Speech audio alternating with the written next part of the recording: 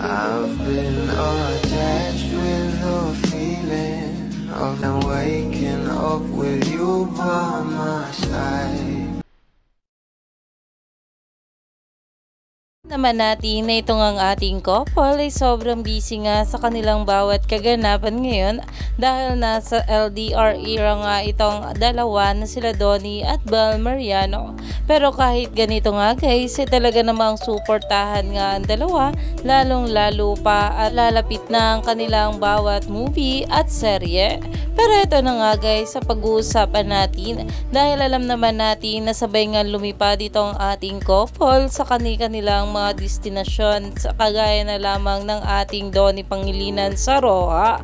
At ngayong araw-araw ay talagang rest day ng ating Donnie. Kaya naman for the celebrate nga sila dito. At nakalagay pa nga guys sa post day off. At makikita nga dyan itong ating Donnie Pangilinan kasama sila Kyle Echari. Kaya naman umani pa nga ito ng maraming komento.